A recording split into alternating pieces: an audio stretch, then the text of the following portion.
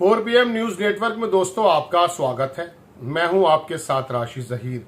बिहार की जनता जिस दिन भी समाजवाद का हाथ छोड़कर सांप्रदायिक ताकतों का हाथ पकड़ लेगी, उस दिन समझ लीजिएगा कि भारत में अब समाजवाद के नाम पर जितनी पार्टियां हैं उनका पतन हो गया है। और आरएसएस बीजेपी की कोशिशें काविशें बिहार को फतह करने की इतनी है कि नीतीश कुमार तो उनके साथ है ही। चुनाव आयोग में जिस प्रकार से रिवीजन की एक प्रक्रिया चल रही है, पूरा देश उथल पुथल है। महीने डेढ़ महीने पहले कुछ भी नहीं था, मैनिफेस्टो पे बात चल रही थी, नीतीश कुमार के काम पर बात चल रही थी और विपक्ष के जो प्रपोजल्स हैं उन पर बात चल रही थी। पता नहीं बीच में क्या हुआ। चुनाव आयोग एक दिन सो के उठा, ऐसा अंदाजा कर सकते हैं। कोई फोन आया, नया काम शुरू हो गया।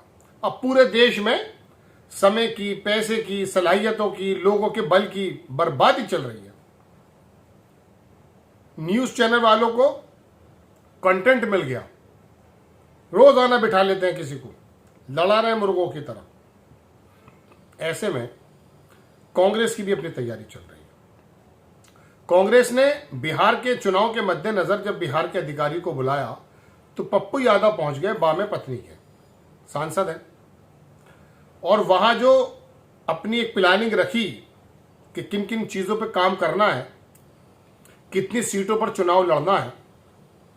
हो सकता है पप्पू यादव से वैसे भी लालू प्रसाद यादव का जो परिवार है वो थोड़ा डिस्टेंस तो रखता है, आपने 2024 के चुनाव में भी देखा था। और कांग्रेस भी किसी प्रकार से पप्पू यादव के साथ ऐसे खड़ी नहीं हुई जैसा कि होना चाहिए था। लेकिन बहरहाल वो आदमी अपने मुखालिफ हवाओं को चीरते हुए जब वो जीत कर आ गया, तो जब वो पहुंचा है वहां, तो वहां हालात ही दूसरे हो गए।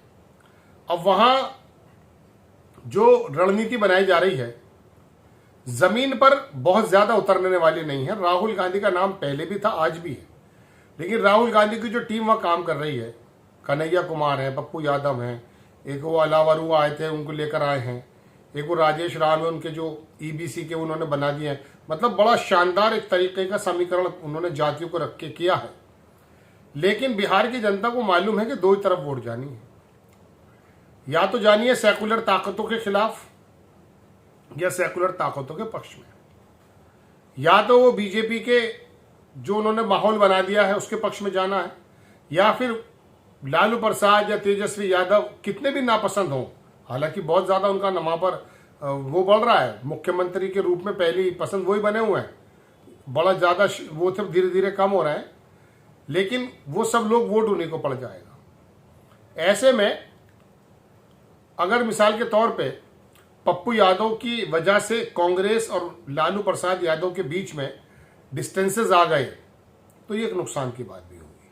लेकिन ये लोग भागे प्रोदा हैं, कन्हैया कुमार हुए, पप्पू यादव हुए, इन्हीं के बल पर चल करके राहुल गांधी वहां पर अपना एक वजूद बना सकते हैं। पिछली बार 2015 में, 20 में नहीं 15 में बड़ा अच्छा स्ट्राइक रेट था कांग्रेस का, 20 में थोड़ा कम हो गया। अब 15 में तो ये भी मान सकते हैं चूंकि उस समय नीतीश कुमार भी गठबंधन के साथ थे। लेकिन अब आकर के अगर टिकट वितरण जातियों के मद्देनजर, पर्सनैलिटी के मद्देनजर किया गया, पप्पू यादव ने जो वहां 3 सूत्र बताए हैं कि पहले उन सीटों को डिमांड की जाए जो जीत चुके हैं या जिसके पास जो है जीत का अंतर बड़ा कम था और जिसमें शानदार तरीके से लड़े, पहले तो वो सीटें होनी चाहिए। 100 हो, 90 हो, 80 हो, वो बात दूसरी है। दूसरी बात, वो सीटें होनी चाहिए कि जहां अंतर थोड़ा बहुत कम रहा हो, और तीसरी वो जहां पर मेहनत बहुत ज्यादा की है। लेकिन इससे ज्यादा जो जीत का मंत्र है वो ये है कि स्टार ढूंढिए आप जातियों के हिसाब से। लोकल बॉयज अगर उठाएंगे आप, तो आप गुजरात में भी सेंध लगा चुके हैं। इस बार से पिछले चुनाव में मैं बारहा बता चुका, जब अल्पेश ठाकुर और हार्दिक पटेल वो क्रिकेटर याद आ जाता है, हार्दिक पांड्या बार बार, हार्दिक पटेल, जिग्नेश मेवानी, इस तरह के लोकल बॉयज, लोकल छत्रप जब कांग्रेस ने पकड़े तो गुजरात जीतना मुश्किल हो गया था बीजेपी के लिए। बिहार में तो वैसे भी बीजेपी एक जमाने से अपनी जमीन बनाने पर तुली हुई है। इस बार वो दूसरे तरीके से आए। हर चुनाव में हालांकि उनका तरीका बदल जाता है। अमित शाह सोचने का मौका ही नहीं देते कि वो चाल क्या चल रहे हैं। 2022 में अखिलेश यादव की जीत कंफर्म हो गई थी। जो जातियों का गठबंधन बनाया था अखिलेश यादव ने, जबरदस्त काम किया था, लेकिन उनको मालूम था कि अगर ये ओबीसी जो बीजेपी पे चला गया था एक जमाने से, इसको अगर अखिलेश यादव ने जातियों के एतबार से कैंडिडेट खड़े करके अपनी तरफ बुला लिया तो उनकी नजर सीधी बहुजन समाज पे चली गई। अब मायावती को किस प्रकार से उन्होंने हिप्नोटाइज किया है, टेरराइज किया है, हम नहीं कह सकते, लोग कहते हैं। वो बहुजन समाज का जो वोट है वो 24% बीजेपी पे चला गया। हालांकि 25% वो अखिलेश यादव पे भी आया, 44% वो बहुजन समाज पे भी आया, लेकिन इतना ही काफी था। बड़ा वोट बैंक है वो उत्तर प्रदेश में।